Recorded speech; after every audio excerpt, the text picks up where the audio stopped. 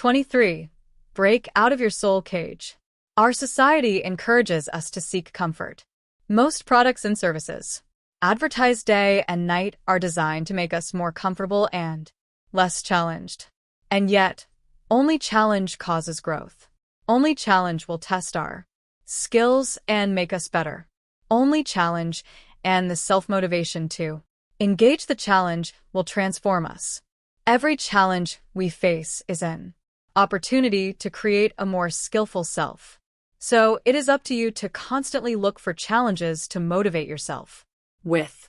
And it's up to you to notice when you're buried alive in a comfort zone.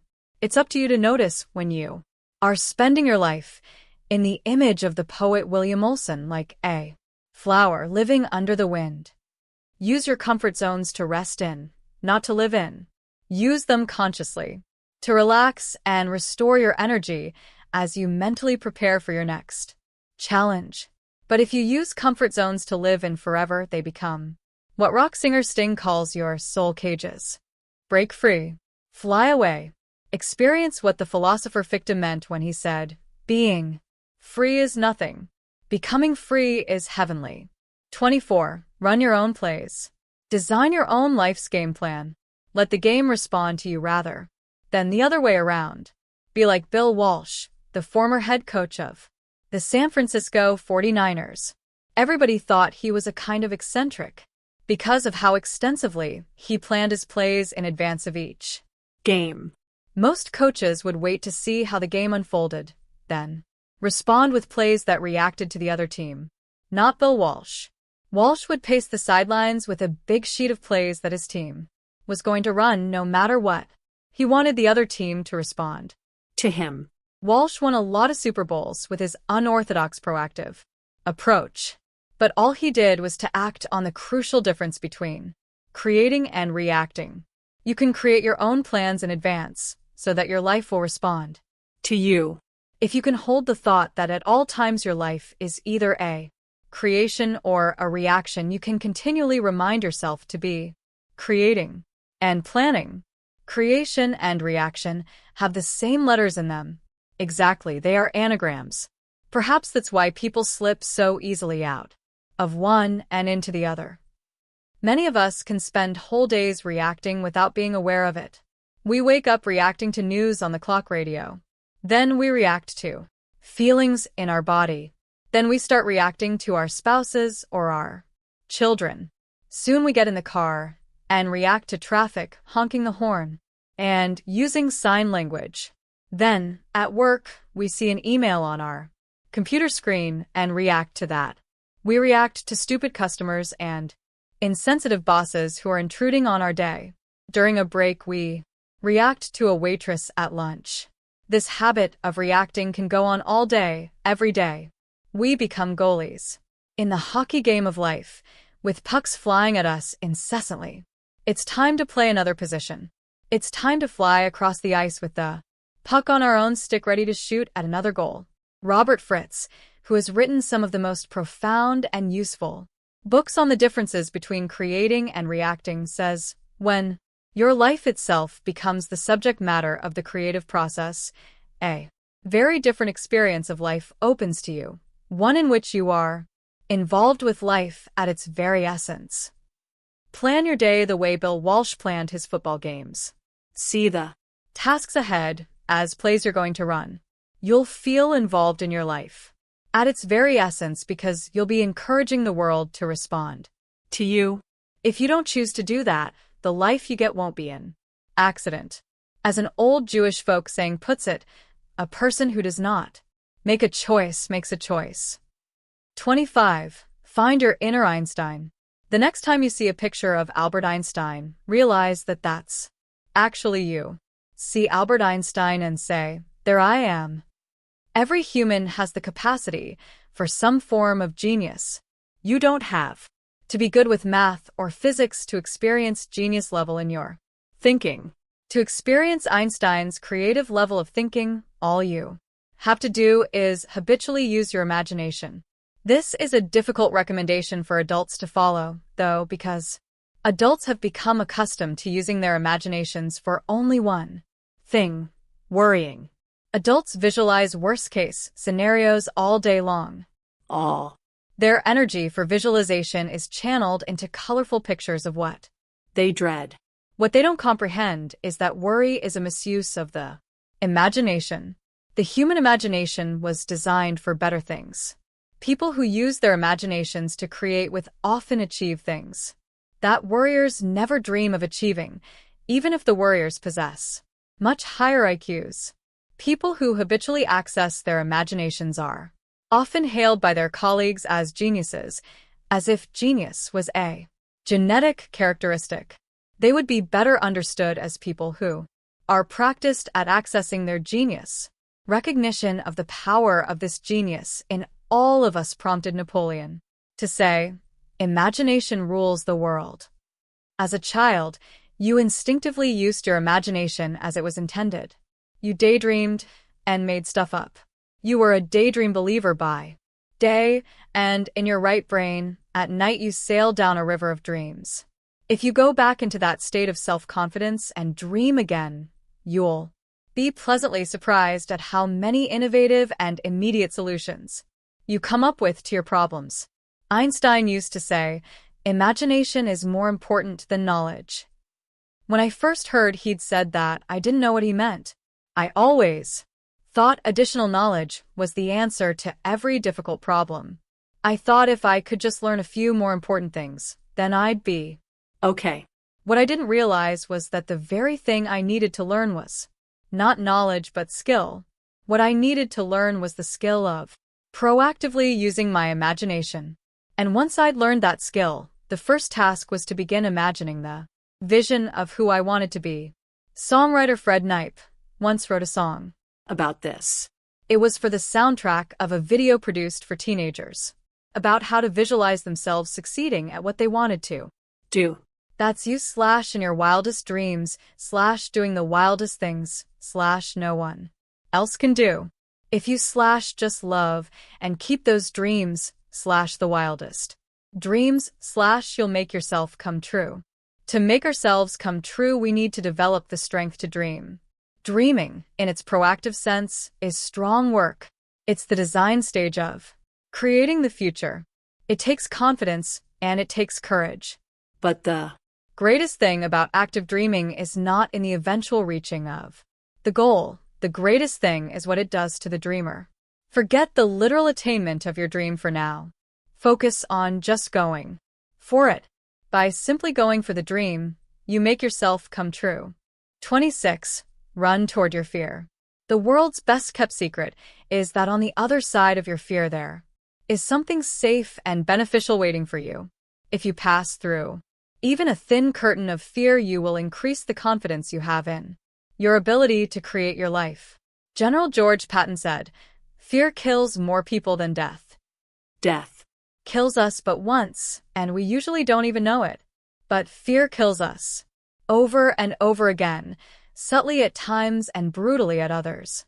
But if we keep trying to avoid our fears, they will chase us down like persistent dogs. The worst thing we can do is close our eyes and pretend they don't Exist. Fear and pain, says psychologist Nathaniel Branden, should be treated as signals not to close our eyes, but to open them wider. By closing our eyes, we end up in the darkest of comfort zones, buried alive. Janis Joplin's biography, which chronicled her death from alcohol and drug abuse, was aptly titled Buried Alive.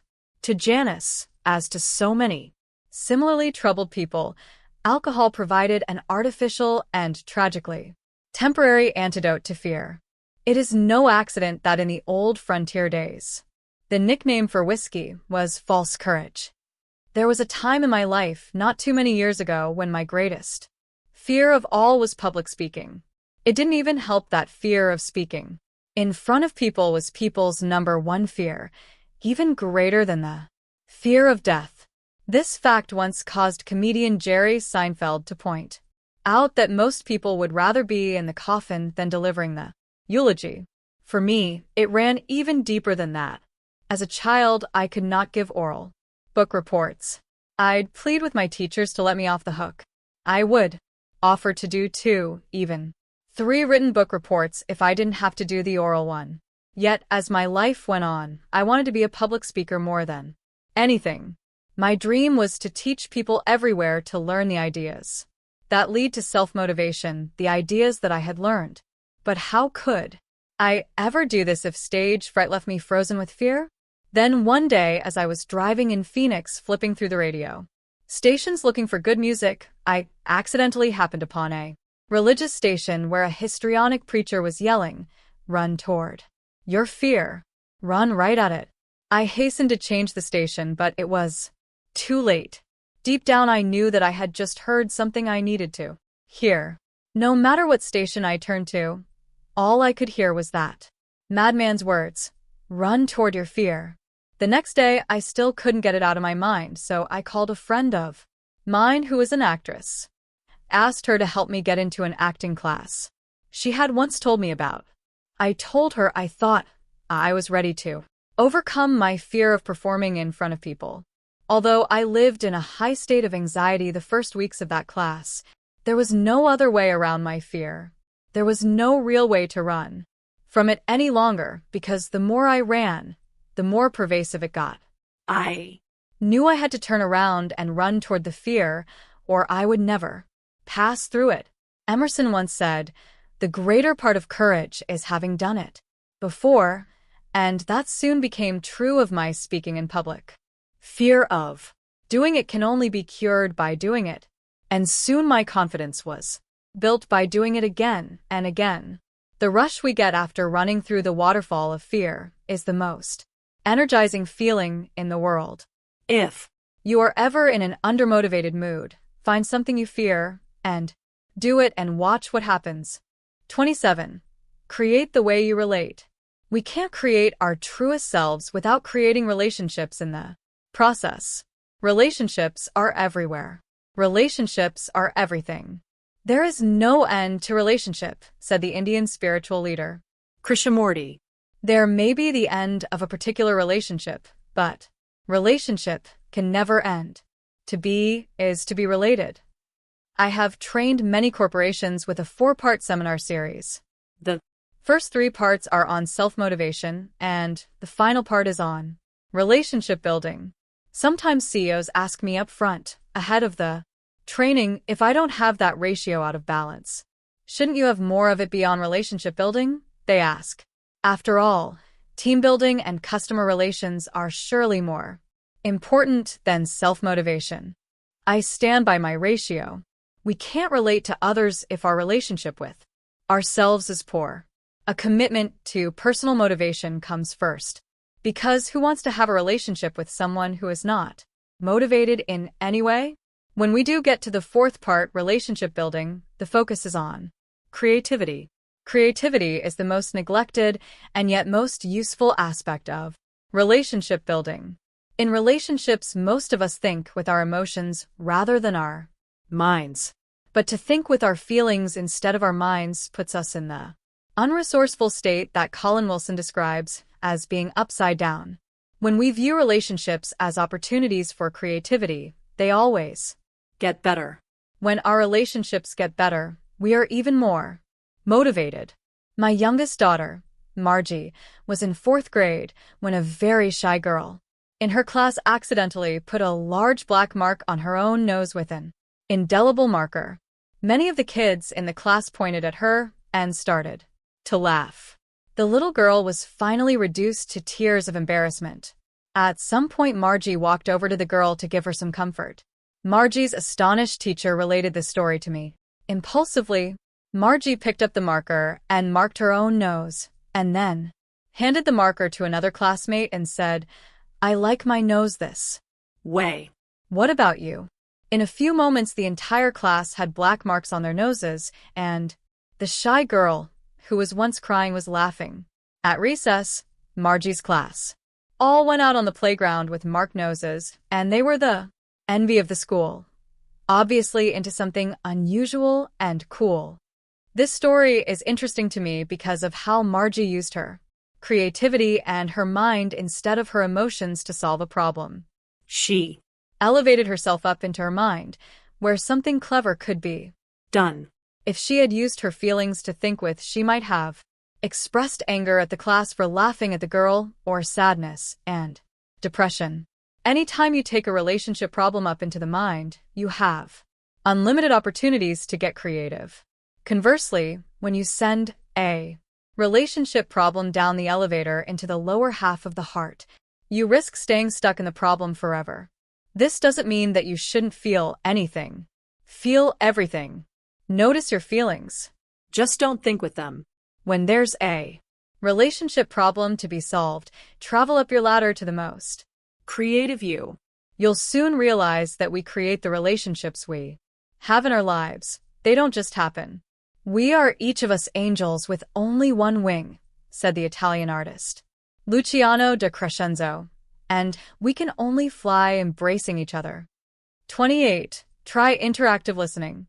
The principle of using interactivity as a creativity builder is not restricted to computer games or chat rooms. Once we become fully conscious of this principle, we can find ways to become more interactive everywhere. We can even make conversations with our family and friends more interactive than they once were. We all have certain business associates or family members that we think of as we do television sets. As they speak to us, we have a feeling that we already know what they're going to say. This lowers our own consciousness level, and a form of mental laziness sets in. Whereas in the past we might have just passively suffered through other people's monologues, we can now begin introducing more interactivity. In the past we might have punctuated our sleepy listening with meaningless words and phrases such as exactly and there you go. But we weren't truly listening. But that passive approach shortchanges ourselves and the people we are listening to.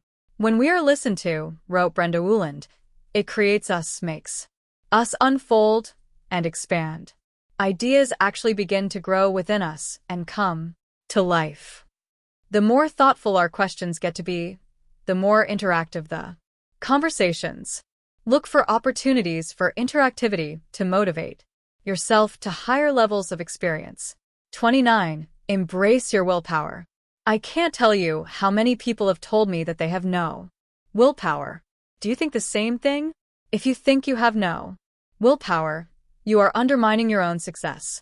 Everyone has willpower. To be reading this sentence, you must have willpower. The first step in developing your willpower, therefore, is to accept its existence. You have willpower just as surely as you have life. If someone were to put a large barbell weight on the floor in front of you and ask you to lift it and you knew you could not, you would not say, I have no strength. You'd say, I'm not strong enough. Not strong enough is more truthful language because it implies that you could be strong enough if you worked at it. It also implies that you do have strength. It is the same with willpower. Of course you have willpower. When you accept that little piece of chocolate cake, it is not because you have no willpower. It is only because you choose not to exercise it in that instance.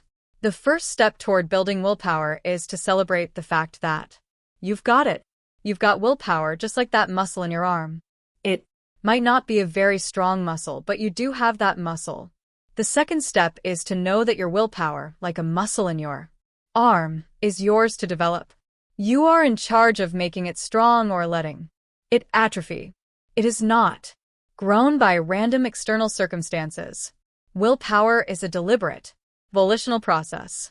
When I left college to join the Army, one of the reasons I decided to sign up was because I thought it might help teach me to develop my self-discipline. But somehow I had not been aware of the self in self-discipline. I wanted discipline to be given to me by someone else. I found out in boot camp that others do not give willpower and self-discipline. The drill sergeant might have been persuasive and inspiring or at times terrifying, but he couldn't make me do anything until I decided to do it. Nothing happened until I generated the will to make it happen. Make a promise to yourself to be clear and truthful about your own willpower. It is always there. 30. Perform your little rituals. See yourself as a shaman or medicine man who needs to dance and sing to get the healing started. Make up a ritual that is yours and yours alone, a ritual that will be your own shortcut to self-motivation. As you read through these various ways to motivate yourself, you might have noticed that action is often the key. Doing something is what leads to doing something. It's a law of the universe. An object in motion stays in motion. The great basketball player Jack Twyman used to begin each practice session by getting to the court early and taking 200 shots at the basket. It always had to be 200 shots, which he counted out, and it didn't matter if he already felt tuned up after 20 or 30 shots. He had to shoot 200. It was his ritual, and it always got him into a state of self-motivation for the rest of the practice session or game. My friend Fred Knipe, now an Emmy Award-winning television writer and comedian, does something he calls driving for ideas. When he has a major creative project to accomplish, he gets in his car and drives around the desert near Tucson until ideas begin to come to him. His theory is that the act of driving gives the anxious, logical left side of his brain something to do, so the right side of his brain can be freed up to suggest ideas. It's like giving your child some toys to play with so you can read the evening email on your computer. In his book about songwriting, Write from the Heart, Jon Stewart writes about composer and arranger Glenn Gould, who had a ritual for finding a new melody or musical idea when he seemed to be stuck and nothing was coming. He'd turn on 2 or 3 radios at the same time, all to different stations. He'd sit and compose his own music while listening to music on the 3 radios. This would short-circuit his conscious mind and free up the creative subconscious. It would overload the left side of his brain so the right could open up and create without judgment. My own ritual for jump-starting self-motivation is walking. Many times in my life I have had a problem that seemed too overwhelming to do anything about, and my ritual is to take the problem out for a long, long walk. Sometimes I won't come back for hours, but time and again, during the course of my walks, something comes out of nowhere, some idea for an action that will quickly solve the problem. One of the reasons I think this ritual works for me is that a ritual is action. Starting a ritual is taking an action that leads toward finding the solution. The dancing medicine man is already doing something. Make up little rituals for yourself that will act as self-starters. They will have you in action before you feel like getting into action. Rituals always override your built-in hesitation so that you can get yourself motivated in a predictable, controllable way. If you are not a writer or painter or poet, you might be thinking right now that this does not apply to you. But that's what I would call the creative fallacy. In fact, your entire life is yours to create. There are no creative professions that stand apart from others, like an exclusive club. Martin Luther King Jr. used to say, "Be an artist at whatever you do. Even if you are a street sweeper, be the Michelangelo of street sweepers." 31. Find a place to come from. Most people think they'll feel good once they reach some goal. They think happiness is out there somewhere, perhaps not even too far away, but out there all the same. The problem with putting off feeling good about yourself until you hit a certain goal is that it may never happen. And you know all the time you're striving for it that it may never happen.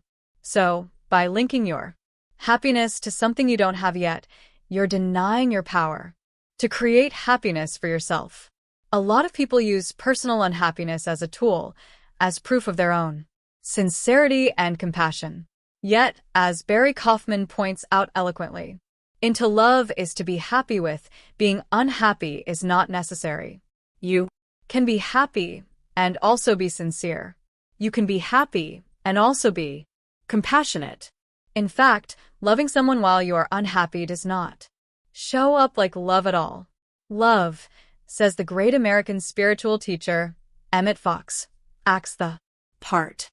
Songwriter Fred Knipe talked to me recently about how we human beings have learned to use and abuse unhappiness. He said he had made a list for me of the secret reasons why people think they should feel bad. If I feel bad, then that proves I am a good person, he said. Or if I feel bad, I am responsible. If I feel bad, I'm not hurting anybody. If I Feel bad, it means that I care. Maybe if I feel bad, it proves I'm being realistic and aware. If I feel bad, it means I'm working on something. That list gives us powerful motivation to be unhappy. But as Werner Erhard, personal transformation pioneer, has always taught in his well-known as seminars, happiness is a place to come from, not to try to go to. I once saw Larry King interviewing Werner Erhard by satellite from Russia, where Erhard was living and working. Erhard had mentioned that he might be moving back to the United States soon, and Larry King asked him if coming home would make him happy. Erhard paused uncomfortably, because in his view of life, nothing makes us happy. He finally said, "Larry, I am already happy. That wouldn't make me happy because I come from happiness to whatever I do. Your happiness is your birthright. It shouldn't depend on your achieving something. Start by claiming it and using it to make your self-motivation fun all the way and not just fun at the end." 32. Be your own disciple. So, why do I claim we have no willpower? Is it a misguided desire to protect myself? Is there a secret payoff in saying I have no willpower? Maybe if I absolutely deny the existence of willpower, I am no longer responsible for developing it. It's out of my life. What a relief. But here's the final tragedy. The development and use of willpower is the most direct access to happiness and motivation that I'll ever have. In short, by denying its existence, I'm shutting my spirit down. Many people think of willpower and self-discipline as something akin to self-punishment. By giving it that negative connotation, they never get enthused about developing it. But author William Bennett gives us a different way to think of it. Self-discipline, he notes in the book of Virtues, comes from the word disciple. When you are self-disciplined, you have simply decided, in matters of the will, to become your own disciple. Once you make that decision, your life's adventure gets more interesting. You start to see yourself as a stronger person. You gain self-respect. American philosopher Ralph Waldo Emerson used to talk about the Sandwich Island warriors who believed that when they killed an enemy tribesman, the courage of that dead enemy passed into the warrior's living body. Emerson said that the same thing happens to us when we say no to a temptation. The power of that dead temptation passes into us. It strengthens our will. When we resist a small temptation, we take on a small power. When we resist a huge temptation, we take on huge power. William James recommended that we do at least 2 things every day that we don't want to do for the very reason that we don't want to do them, just to keep willpower alive. By doing this, we maintain our awareness of our own will. 33. Turn into a word processor. If you associate the word willpower with negative things such as harsh self-denial and punishment, you will weaken your resolve to build it. To increase your resolve, it's often useful to think of new word associations. To weightlifters, failure is success. Unless they lift a weight to the point of failure, their muscles aren't growing. So they have programmed themselves, through repetition, to use the word failure in a positive sense. They also call what we would call pain something positive. The burn. Getting to the burn is the goal. You'll hear bodybuilders call out to each other, roast 'em. By consciously using motivated language, they acquire access to inner power through the use of the human will. Zen philosopher and scholar Alan Watts also used to hate the word discipline because it had so many negative connotations. Yet he knew that the key to enjoying any activity was in the discipline. So he would substitute the word skill for discipline. And when he did that, he was able to develop his own self-discipline.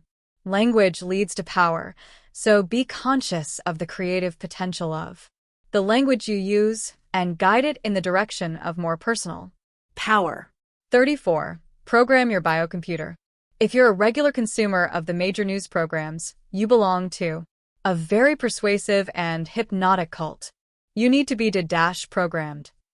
Start by altering how you listen to electronic radio gossip, the news, and shock and schlock TV shows.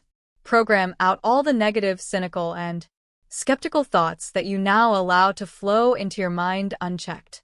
When you hear the news, headless woman found in topless bar, that was an actual headline in a daily New York City newspaper. I used to work for a city newspaper, and I remember how hard the editors in the newsroom would search for the most shocking stories they could find.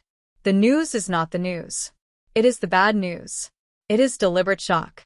The more you accept it as the news, the more you believe that that's the way it is, and the more fearful and cynical you will become.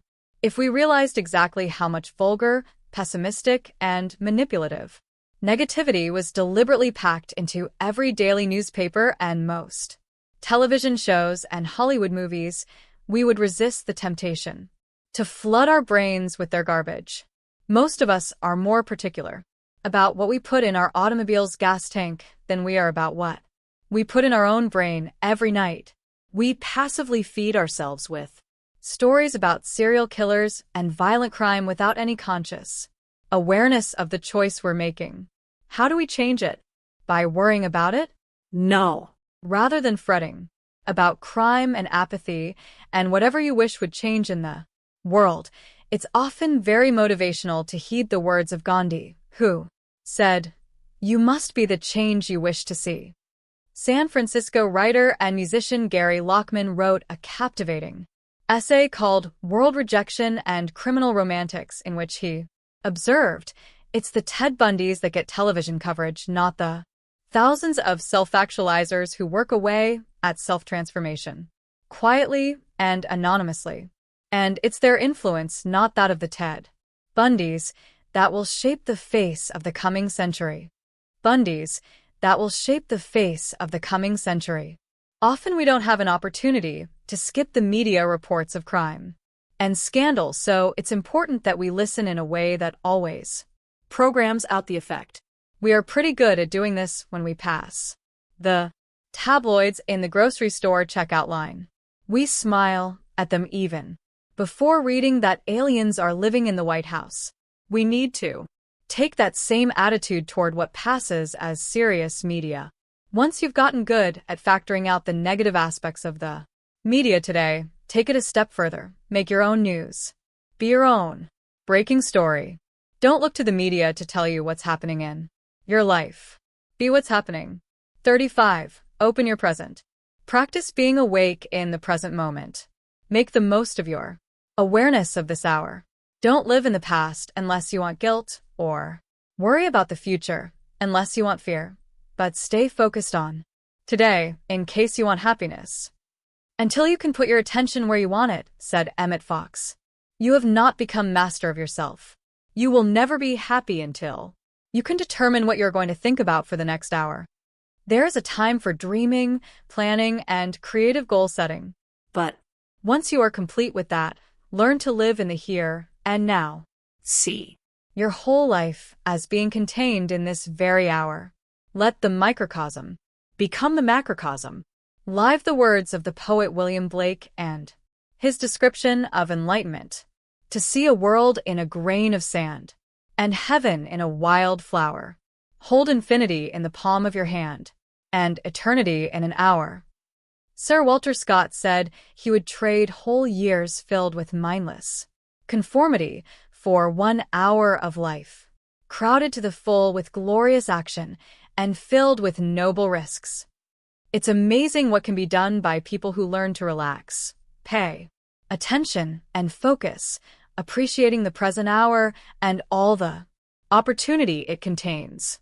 It is said that in America we try to cultivate an appreciation of art, while the Japanese cultivate the art of appreciation. You, too, can cultivate the art of appreciation. Appreciate this hour. This hour right now is pure opportunity. The great French philosopher Voltaire was on his deathbed when someone asked him, if you had 24 more hours to live, how would you live them? Voltaire said, one at a time. 36. Be a good detective. In your professional life, whatever it is, always be curious. When you Meet with someone, think of yourself as a bumbling but friendly private detective. Ask questions. Then ask follow-up questions. And then let the answers make you even more curious. Let the answers suggest even more questions. This will motivate you to higher levels of consciousness and interest. When you prepare a meeting with someone, prepare your questions. Cultivate your curiosity. Don't ever be at a loss for questions to ask. Most of us do the opposite. We prepare our answers. We rehearse what we are going to say. We polish our presentation and strengthen it, not realizing that our host would much rather talk than listen to us.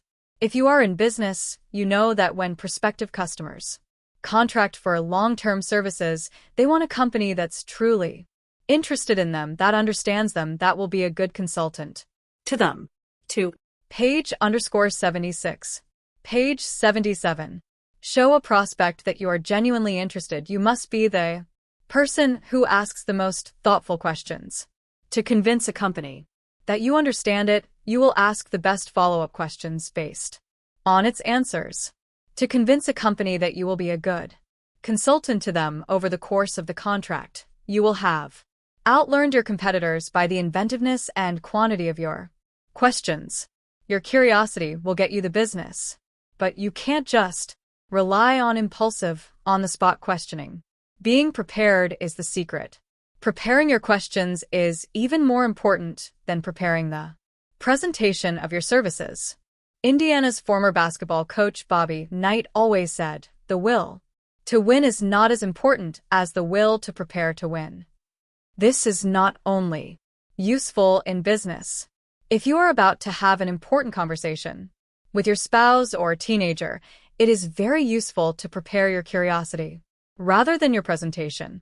When you prepare your curiosity, you always seem to have one more question to ask before you leave, just like Lieutenant Columbo from the old TV show now showing in reruns on cable. As the character played by Peter Falk, Columbo disarmed his subjects by asking so many seemingly impromptu questions. Like a disorganized but innocently charming child, he would ask about the tiniest things. As he prepared to leave, he always paused at the door, as if absent-mindedly remembering something he forgot to ask. "Excuse me, sir," he would say, apologetically. "Would it inconvenience you if I asked you one more question?" Great relationship builders ultimately learn that the sale most often goes to the most interested party, and the quantity and quality of your questions will measure your level of interest. You might be thinking that this doesn't apply so much to you because you're not in business or you don't sell for a living. But heed the words of Robert Louis Stevenson. Everybody lives by selling something. In Follow the Yellow Brick Road, Richard Saul Wurman writes about physicist Isidore Isaac Rabi, who won a Nobel Prize for inventing a technique that permitted scientists to probe the structure of atoms and molecules in the 1930s. Rabi attributed his success in physics to the way his mother used to greet him when he came home from school each day. "Did you ask any good questions today, Isaac?" By asking questions in your relationships, you are already creating the relationship and you are already self-motivated. You don't have to wait for the other person to make it happen. 37. Make a relation shift. Motivate yourself by giving someone else the ideas necessary for self-motivation. You can have any experience you want in life simply by giving that experience away to someone else. John Lennon called it instant karma. In most of our relationships, we stay focused on ourselves. We're fascinated by how we're coming off. We're constantly monitoring what others must now be thinking of us. We live as if mirrors surround us. Norman Vincent Peale used to observe that shy people were the greatest egomaniacs on earth because they were so focused on themselves. You can see that when you observe the body language of a shy person, the looking down and turning in, the curling up with self-consciousness, as if surrounded by mirrors. When we shift our focus to the other person in the relationship, something paradoxically powerful happens. By forgetting ourselves, we start to grow. I have developed an entire seminar around this one shift. It is called Relation Shift. Spencer Johnson, author of The 1-Minute Salesperson, calls it the wonderful paradox. I have more fun and enjoy more financial success when I stop trying to get what I want and start helping other people get what they want. If you want to be motivated, shift your inspiration to someone else. Point out the strengths of the other individual to him or her. Offer encouragement and support. Offer guidance in his or her own self-motivation. Watch what it does for you. 38. Learn to come from behind. Progress toward your goals is never going to be a straight line. It will always be a bumpy line. You'll go up and then come down a little. 2 steps forward and 1 step back. There's a good rhythm in that. It is like a dance. There's no rhythm in a straight line upward. However, people get discouraged when they slide a step back after 2 steps forward. They think they are failing and that they've lost it. But they have not. They're simply in step with the natural rhythm of progress. Once you understand this rhythm, you can work with it instead of against it. You can plan the step back. In The Power of Optimism, Alan Loy McGinnis identifies the characteristics of tough-minded optimists, and one of the most important is that optimists always plan for renewal. They know in advance that they are going to run out of energy. In physics, says McGinnis, the law of entropy says that all systems left unattended will run down. Unless new energy is pumped in, the organism will disintegrate. Pessimists don't want to plan for renewal because they don't think there should have to be any. Pessimists are all-or-nothing thinkers. They're always offended when the world is not perfect. They think taking a step backward means something negative about the whole project. If this were a good marriage, we wouldn't have to rekindle the romance. A pessimist would say, dismissing the idea of taking a second honeymoon. But an optimist knows that there will be ups and downs. And an optimist isn't scared or discouraged by the downs. In fact, an optimist plans for the downs and prepares creative ways to deal with them. You can schedule your own comebacks. You can look ahead on your calendar and block out time to refresh and renew and recover. Even if you feel very up right now, it's smart to plan for renewal. Schedule your own comeback while you're on top. Build in big periods of time to get away, even to get away from what you love. If you catch yourself thinking that you are too old to do something you want to do, recognize that you are now listening to the pessimistic voice inside of you. It is not the voice of truth. You can talk back. You can remind the voice of all the people in life who have started their lives over again at any age they wanted to. John Houseman, the Emmy award-winning actor in The Paper Chase, started acting professionally when he was in his 70s. I had a friend named Art Hill who spent most of his life in advertising. In his heart, however, he always wanted to be a writer. So, in his late 50s, he wrote 2 books that got published by a small publishing house in Michigan. Then, when he was 60 years old, Hill had his first national release with I Don't Care If I Never Come Back, a book about baseball, published by Simon & Schuster. The book was a popular and critical success, and his dedication page is something I treasure above any possession I own. To Steve Chandler, who cared about writing, cared about me, and one day said, "You should write a book about baseball. Nobody cares how old you are, but you. People only care about what you can do, and you can do anything you want at any age." Dr. Monty Buxbaum of the Mount Sinai School of Medicine in New York has been one of many scientists conducting research into the effects of aging on the brain. He is finding that it isn't aging that causes a brain to become less sharp, it's simply lack of use. The good news is that there isn't much difference between a 25-year-old brain and a 75-year-old brain, said Buxbaum, who used his positron emission tomography laboratory to scan the brains of more than 50 normal volunteers who ranged in age from 20 to 87. The memory loss and mental passivity that we used to believe was caused by aging has now been proven to be caused by simple lack of use. The brain is like the muscle in your arm. When you use it, it gets strong and quick. When you don't, it grows weak and slow. Research at the UCLA Brain Research Institute shows that the circuitry of the brain, the dendrites that branch between cells, grows with mental activity. Anything that's intellectually challenging, said Arnold Scheibel, head of the institute, can probably serve as a kind of stimulus for dendritic growth, which means it adds to the computational reserves in the brain. Translation: you can make yourself smarter. Whoever told you that you cannot increase your intelligence? Asks Dr. Robert Jarvik, inventor of the artificial heart. Whoever taught you not to try? They didn't know. Flex your mind. Develop it. Use it. It will enrich you and bring you the love of life that thrives on truth and understanding. Research shows that mathematicians live longer than people in any other profession do, and we never used to know why. Now, in further studies done at UCLA, there has been a direct connection established between dendrite growth and longevity. Mental activity keeps you alive. Lose your mental challenges and life itself fades away. Don't listen to the voice inside that talks about your age, or your IQ, or your life history, or anything it can slow you down with. Don't be seduced. You can start a highly motivated life right now by increasing the challenges you give your brain. 39. Come to your own rescue. After a seminar I gave in Vancouver, Canada, Don Beach, the sales manager of Bendorf Förster, one of that city's top businesses, sent me a tape of a song that he wanted me to hear.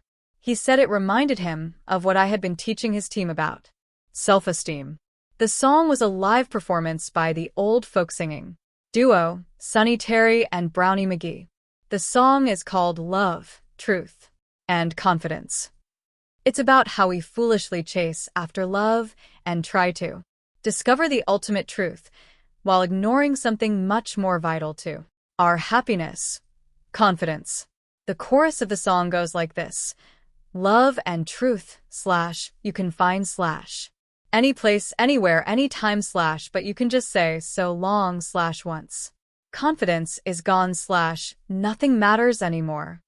I never knew the true power of self-confidence until I began working with Dr. Nathaniel Branden and his wife Devers Branden. Both are authors and psychotherapists with the Branden Institute for Self-Esteem, and they have provided me with the most powerful insights I've ever received into how I operate as a human being. Dr. Branden's book, The 6 Pillars of Self-Esteem, is unlike any other psychology book on the market because, in addition to its eloquently written philosophy on how to build inner strength, it also contains a full year's worth of practical, powerful, user-friendly exercises to raise your own consciousness and self-esteem. His sentence completion exercises are so effective and exciting that if you do them, I can say without a trace of exaggeration, you can get tens of thousands of dollars worth of personal growth therapy for the price of a single book. Before you assume that Branden's notion of self-esteem is the same as that being bandied about by New Age educators, you must read his work and listen to his tapes. Most people today think others can bestow self-esteem on us. Such misguided thinking leads to phenomena such as classes without grades and work without standards for excellence. Perhaps you have heard about that little league group in Pennsylvania that wanted to eliminate keeping score from baseball games because of the damage that losing does to children's self-esteem. When we confuse pampering and coddling with instilling self-esteem, we really encourage the upbringing of young, sensitive children who have no inner strength whatsoever. When it comes time for such overpraised, underachieving kids to find success in a competitive global marketplace, they will be confused, fearful, and ineffective. The concepts taught by Nathaniel and Devers Branden are intellectually ruthless and unsentimental. Some of the best ideas go all the way back to Branden's years working with the great novelist and objectivist philosopher Ayn Rand. The Brandons have taught me how to objectively explore the weaknesses in my own thinking and to challenge the self-deception that was undermining my effectiveness in life. To trust one's mind and to know that one is worthy of happiness is the essence of self-esteem, writes Dr. Brandon. The value of self-esteem lies not merely in the fact that it allows us to feel better, but that it allows us to live better, to respond to challenges and opportunities more resourcefully and appropriately. The two ideas contained in the Brandon's work that have most helped me are 1. You can't leave a place you've never been, and 2. No one is coming. I used to believe that I could run from all my frightening thoughts and beliefs about myself, but all that ever did was create deeper internal fears and conflicts. What I really needed was to get all my fears into the sunshine and demystify them. Once I systematically began to do that, I was able to dismantle those fears as a bomb squad dismantles a bomb. Acceptance and full consciousness of those fears and the self-sabotaging behavior they led to was the place I had never been. Once I was in that place, I could leave. The notion that no one is coming was somehow terrifying to accept. The idea that no one was going to rescue me from my circumstances is an idea that I might never have accepted. That idea sounded too much like the final abandonment. It contradicted all my childhood self-programming. Many of us, even as grown-ups, devise very elaborate and subtle variations on the "I want my mommy" theme. The Brandon showed me that I could be much happier and more effective if I valued independence and self-responsibility above dependency on someone else. When you accept the idea that no one is coming, it is actually a very powerful moment because it means that you are enough. No one needs to come. You can handle your problems yourself. You are, in a larger sense, appropriate to life. You can grow and get strong and generate your own happiness. And paradoxically, from that position of independence, truly great relationships can be built because they aren't based on dependency and fear. They are based on mutual independence and love. Once, in a group therapy session, a client of Dr. Brandon's challenged him on his principle that no one is coming. But Nathaniel, the client, said, "It's not true. You came." "Correct," admitted Dr. Brandon, "but I came to say that no one is coming." 40. Find your soul purpose. How do you know what your true life is? Or what your soul's purpose is? How do you know how to live this purpose? The answers to these questions are yours for the taking, but you must seize the answers and not wait to be given them. No one will give you the answers. One good clue as to whether you are living your true life is how much you fear death. Do you fear death a lot, just a little, or not at all? When you say you fear death, wrote David Viscott, you are really saying that you fear you have not lived your true life. This fear cloaks the world in silent suffering. When mythologist Joseph Campbell recommended that we follow our bliss, many people misunderstood him. They thought he meant to become a pleasure seeker, a selfish hedonist from the me generation. Instead, he meant that in order to find out what your true life could be, you should look for clues in whatever makes you happy. What gets you excited? In the answer to that question, you'll discover where you can be of most service. You can't live your true life if you're not serving people, and you can't serve people very well if you're not excited about what you're doing. What makes you happy? I know I already asked, but the fear that cloaks the world in silent suffering comes from not asking that question enough times. In my own professional life, I have finally found that teaching makes me happy, writing makes me happy, and performing makes me happy. It took me many years of unhappiness to finally reach the point of despair necessary to ask the question, what makes me happy? I was the creative director for an ad agency, and I was making a good deal of money producing commercials, meeting with clients, and designing marketing strategies. I could have done this type of work forever, but my horrible fear of death was my clue that I was not living my true life. People living deeply, wrote Anais Nin, have no fear of death. I was not living deeply, and it took me a long time to get clear answers to my question, what makes me happy? But any question we ask ourselves, often enough will eventually yield the right answer. The problem is we Quit asking. Fortunately for me, in this rare instance of persistence in the face of extreme discomfort, I didn't quit asking. The answer came to me in the form of a memory, so colorful it was almost like a movie scene. I was driving at night in my car 10 years earlier, and I was as happy as I had ever been. In fact, I was driving around aimlessly so that I could keep my feeling of happiness preserved and contained within that car. I didn't want anything to interrupt it. It was so profound that it lasted for Hours. The occasion had been a speech I had just given. The subject of it was my recovery from an addiction, and the night that I spoke I was running such a high fever, and I had such a fear of speaking in public that I tried to call the talk off. My hosts wouldn't hear of it. Somehow I made it to the podium, and probably because my fever and flu were so intense, I spoke freely, without caution or self-consciousness. The more I spoke about freedom from addiction, the more excited I got. My creativity just soared. I remember the audience laughing as I spoke. I remember them jumping to their feet and cheering. When I was finished, it was the most remarkable night of my life. Somehow I had reached people in a way I'd never reached people before, and their own expressions of joy lifted me higher than I had ever been. It was that memory of that moonlit night, driving in my car, that came back to me 10 years later after I'd spent weeks repeating to myself the question, what makes me happy?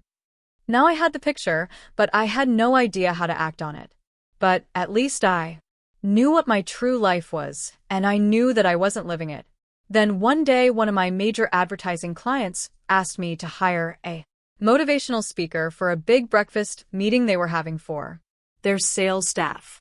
I didn't know of anyone in Arizona who was any good. The only motivational speakers I was familiar with were the national ones whose tapes I'd listened to so often in my car, people such as Wayne Dyer, Tom Peters, Anthony Robbins, Alan Watts, and Nathaniel Branden. But Alan Watts was dead, and the rest were probably far too expensive for our little breakfast. So I called Kirk Nelson, a friend of mine who was sales manager at KTR in Phoenix, and asked his advice. The only person in Arizona worth hiring is Dennis Deaton, he said. He speaks all over the country, and he's usually booked, but if you can get him, do, because he's great. I finally reached Deaton in Utah, where he was giving seminars on time management. He agreed to come back to Phoenix in time for our breakfast and give a 45-minute motivational talk. Kirk Nelson was right. Deaton was impressive. He held the audience spellbound as he told stories that illustrated his ideas about the power that people have over their thoughts and the mastery that they can achieve over their thinking. When he finished speaking and came back to the table where we had been sitting, I shook his hand and thanked him, and I found myself making a silent vow that someday soon I would be working with this man. It wasn't long after that he and I were indeed working together. It was at a company called Kuma Learning, Deaton's corporate training facility based in Phoenix, Arizona. Although I began with Kuma as its marketing director, creating advertisements, video scripts, and direct mail pieces, I soon worked my way up to the position of seminar presenter. My first big thrill came when Deaton and I were both invited to speak at a national convention of carpet cleaning companies. It was the first time I had ever shared the stage with him, and I was to go on first. He was in the audience when I spoke, and I have to admit I had worked harder than I'd ever worked in my life in preparation for this event. The participants had heard Deaton before at previous conventions and loved him, but they'd never heard me. After my presentation was over, they clapped enthusiastically, and as Deaton passed me on his way to the stage, he was beaming with pride as he shook my hand. Unlike Myself, Dennis Deaton has very little professional jealousy of other speakers. He was happy for my success. I have to admit that my favorite moment occurred when, after he was introduced, someone in the audience teasingly shouted out, "Dennis who?" Many people get confused and believe that living their true life means getting lucky and finding a suitable job with an appreciative boss somewhere. What I have come to realize is that you can live your true life anywhere, in any job, with any boss. First, find out what makes you happy and then start doing it. If writing makes you happy and you're not writing for a living, start up a company newsletter or your own website. When I first realized that speaking and teaching made me happy, I started a free weekly workshop. I didn't wait until something was offered to me. Whatever goal you want to reach, you can reach it 10 times faster if you are happy. In my sales training and consulting, I noticed that happy salespeople sell at least twice as much as unhappy salespeople.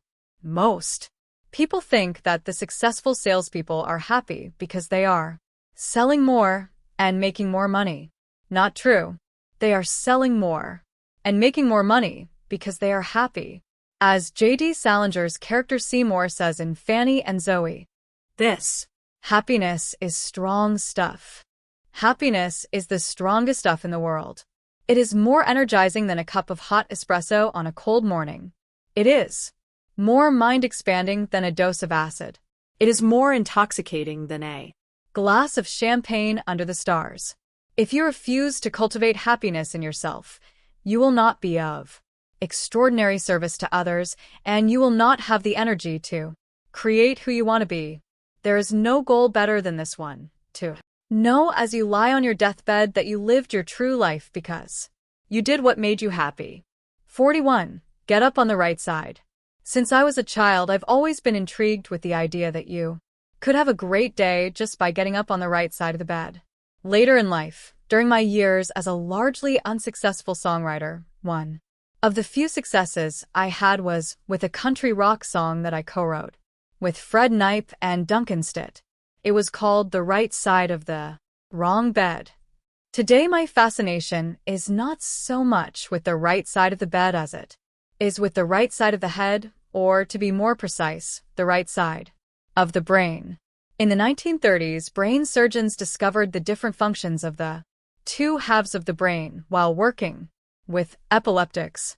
In 1950, Roger W. Sperry of the University of Chicago, and later of Caltech, made the greatest breakthroughs in discovering that dreams, energy, and creative insight come from the right side of the brain, while linear, logical, short-term, and short-sighted thinking come from the left. The best explanation of how whole brain thinking surpasses left brain thinking or right brain thinking is in a book written by British philosopher Colin Wilson called Frankenstein's Castle. Wilson reveals that we have more control over drawing vital energy and creative ideas from the right brain than we ever realized. And what stimulates the right brain the most is a high sense of purpose. If you had to carry a heavy sack of sand across town, your left brain might get upset and tell you that you were doing something boring and tedious. However, if your child were injured badly and she weighed the same as the huge bag of sand, you'd carry her the same distance to the hospital with a surprising surge of vital energy sent from the right brain. That's what purpose does to the brain.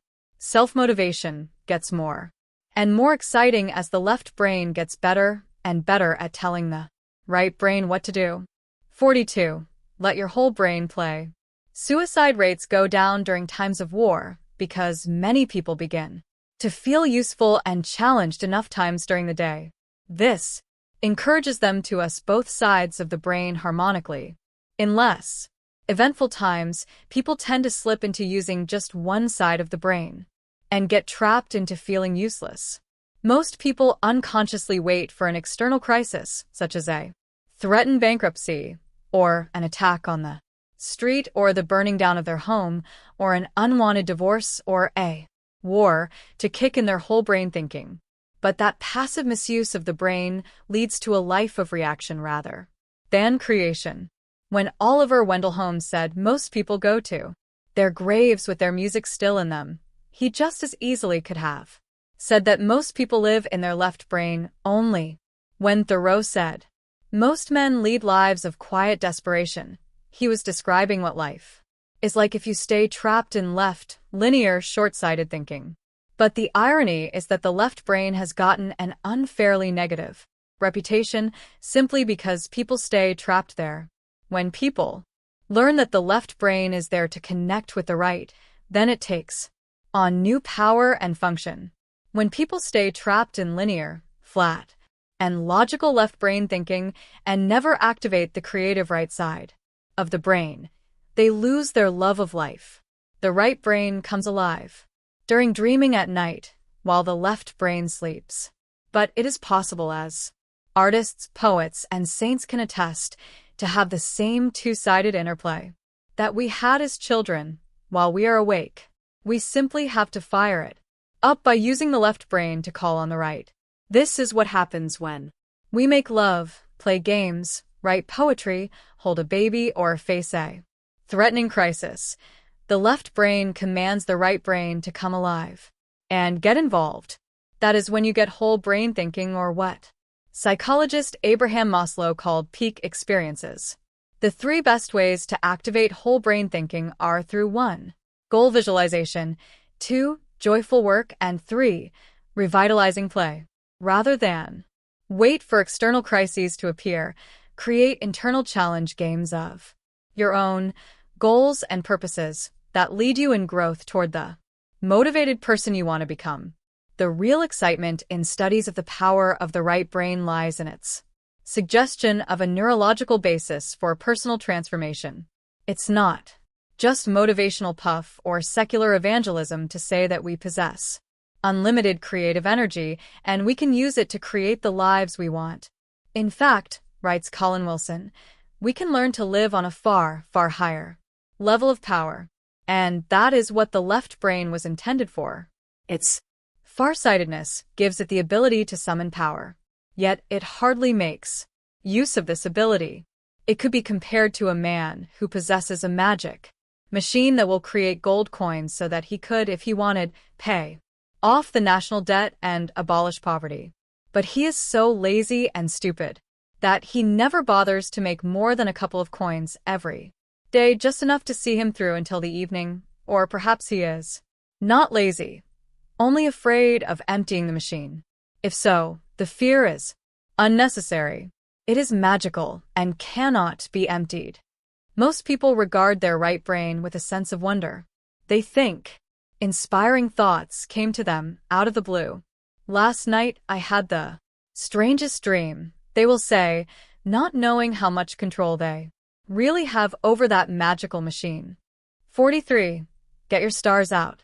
Terry Hill is a writer who has lived all over the world and has been a friend of mine since we met each other in the 6th grade in Birmingham, Michigan. His short story, Cafes Are for Handicapping, features an intriguing character named Joe Warner who liked to tell stories about horse racing. Joe Warner told the story of being in the press box at Belmont when Secretariat put away the Triple Crown by 31 lengths. And I looked beside me when he was coming down the stretch at all these hardened, cigar-chomping New York newspapermen, and they all had tears running down their cheeks like little babies. Course I couldn't see too clear myself for the tears in my eyes. I was 23 at the time, and it was the first Triple Crown in my lifetime. Imagine that. That story brought me even closer to a question I've been asking all my life. Why do we cry when we see huge accomplishments? Why do we cry at weddings? Why do I cry when the blind girl jumps with her horse in the movie Wild Hearts Can't Be Broken? Or when the Titans win the game in Denzel Washington's Remember the Titans? Why did those sports writers cry to see that horse win by 31 lengths? This is my theory. We weep for the winner inside of all of us. In these poignant moments, we cry because we know for a fact that there is something in us that could be every bit as great as what we are watching. We are, for that moment, the untapped greatness we are. seeing. But we get tears in our eyes because we know the greatness isn't being realized. We could have been like that, but we aren't. Terry Hill also gives public talks on creativity. His own work in advertising and public relations throughout the years has won countless awards, and as one might expect, he presents some learned and sophisticated formulae for creating. But he finishes all his talks by saying it is really a simple thing to be creative. All you do is get your stars out. That's how you tap into the untapped you. His reference is to Seymour, an introduction by J.D. Salinger. Seymour is writing a letter to his brother Buddy, who's chosen to become a professional writer. Seymour tells his brother that writing has always been more than a profession, that it has been more like Buddy's religion. He says that Buddy will be asked two very profound questions when he dies about the writing he was doing. One, were most of your stars out? And two, were you busy writing your heart out? Terry Hill's advice to his audiences on the subject of creativity is to make sure you get your stars out. This is another way of saying let the stars that are in you shine freely. Don't force them out. Just let them shine. Although Hill's audiences are usually advertising people and writers, his recommendations apply to all of us. Our lives are ours to create. Do we want to create them in a lackluster way, or do we want to be inspiring? When we write our plans and dreams, we need to write our hearts out. In shooting for the stars, it's time to get a bit wild. Wild hearts can't be broken. 44. Just make everything up. Sometimes in my seminars, I will ask the people in the audience to raise their hands if they think of themselves as creative. I've never had more than a fourth of the audience raise their hands. I then ask the people how many of them were able to make things up when they were younger, make up names for their dolls, make up a game to play, make up a story for their parents when the truth looked less promising. All hands go up. So, what's the difference? You made stuff up as a child, but you're not a creative adult? The difference is that we have charged the word creative with meaning something truly extraordinary. Picasso was creative. Meryl Streep is creative. Wyclef Jean is creative. But me? So one of the ways to get started creating goals and action plans is to just make them up, like you did as a kid. Think of creating in simpler terms. Think of it as something all humans do very easily. French psychologist Émile Cassed, always think of what you have to do as easy and it will be. 45. Put on your game face. I used to hate to study for tests in high school. Nothing could have been more boring. But one day Terry Hill and I decided to make a game of it.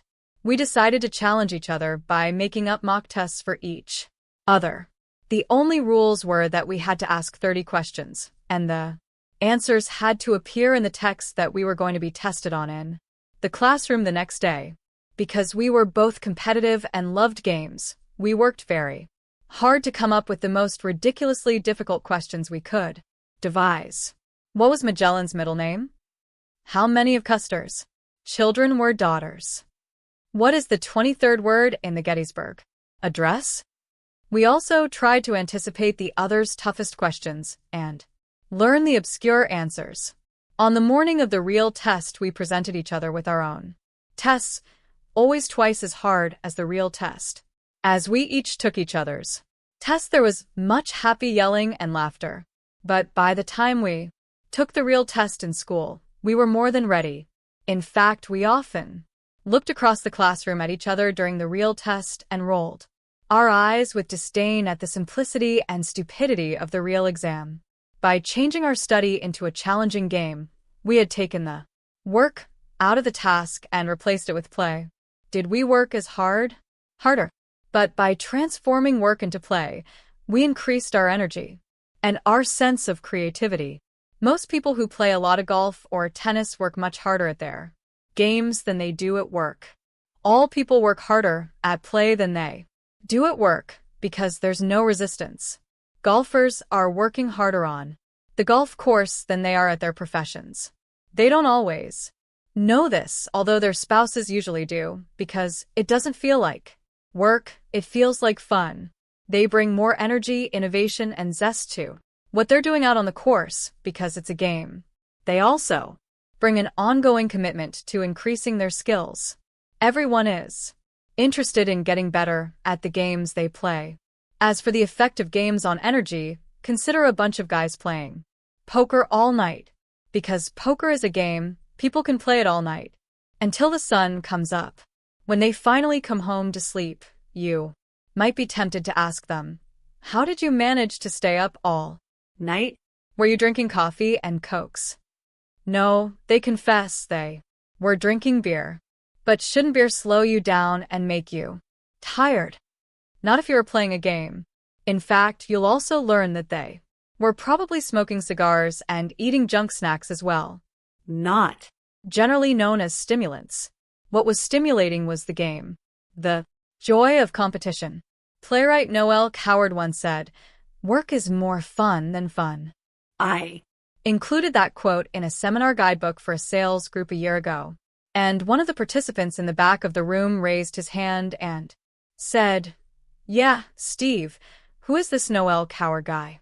I figure with a quote like that he's either a porn star or a professional golfer." That line got a great laugh at my expense, but it also revealed a truth, which almost all humor does. People believe that the fun jobs are always somewhere else.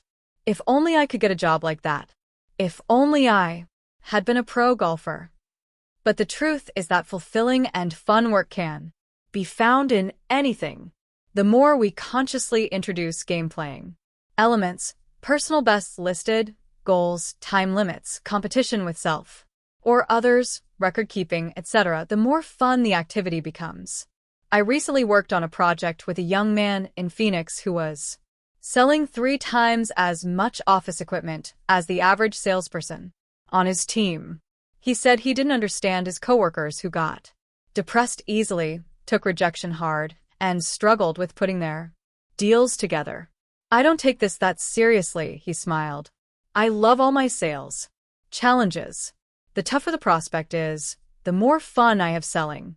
There is absolutely nothing personal or depressing in any of this for me. When I meet a new sales prospect, it's a chess game. Whatever it is you have to do, whether it's a major project at work or a huge cleaning job at home, turning it into a game will always bring you higher levels of energy and motivation."